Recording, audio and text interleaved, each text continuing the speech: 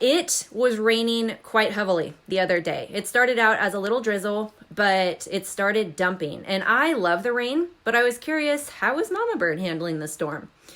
When I went and looked, I was shocked because her nest was being totally drenched with rain.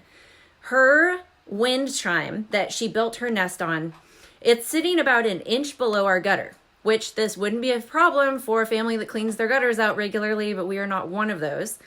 So instead of the gutter moving the water nicely above her, it was dumping on her nest.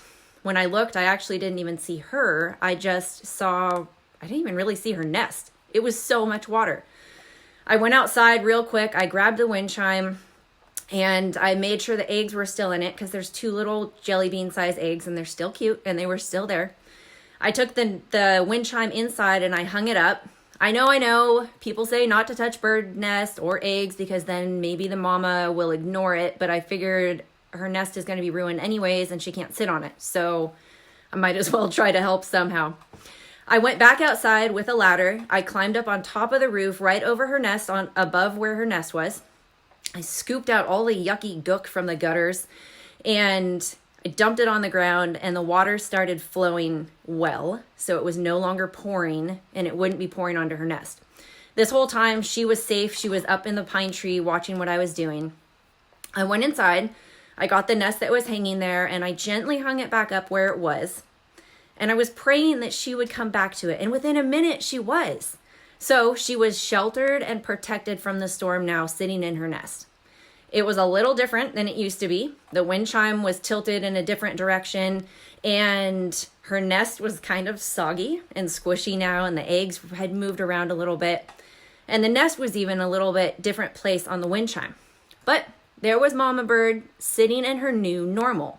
She and her nest had survived the storm with a little help from above. I kind of feel like that's where we are right now. Just like Mama Bird, everything was normal. And then all of a sudden, this storm called COVID-19 comes in and completely shakes and really makes our worlds different. We've been shaken. This storm isn't dumping water on us like it was on the nest, but we are being burdened by disappointment, sadness, fear, anger, loss, and hopelessness. These emotions are all okay. I want you to understand that it's all right if you're mad, you're sad, you're angry. It means that we're human and it means that we're healthy. Cry if you need to cry. It's okay. We have had so much dumped on us so quickly. It's more than we were meant to handle. Because of all these closures, cancellations, restrictions, we have a lot of loss and we have things to grieve. One of my roles in life is that I'm a community chaplain, which means I can get called out at any hour of the day to go and be with people in their worst moments. They've usually lost someone or something that's important to them. Their life is no longer going to be the same. It's different. And one of the roles that I do in that position is I am helping them start the grieving process, and I'm helping them learn that this life-changing event is the beginning of a new normal. Their life won't be the same. And I want them to adjust to their current situation and not try to hold on to what they had. Their life's still going to be good, but like I said, it's different. Our lives are sure different than these last 3 weeks, aren't they? And I think they'll continue to change, and there's going to be adjustment for well over a year. So how do we establish a new normal?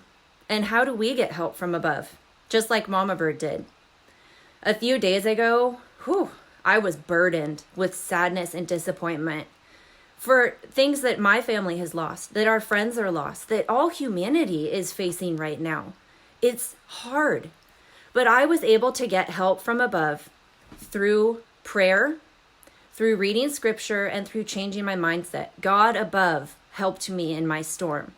Colossians 3:2 says, "Set your mind on things above, not on earthly things." I got off social media and I got on my knees. I turned off the news and I opened my Bible. Really, in an instant, I felt that burden of sadness and disappointment lifted, and I was filled with joy again. Nearly a miracle. Is my family missing lots of fun things? Yeah. Are we having to cancel birthday parties, big vacations, conferences, summer camp, field trips, play dates, and more? Yep. Do we feel like we're going crazy being trapped in our house wearing our pajamas every day? You betcha. And have we cried about this sadness and disappointment? Of course, and that's okay.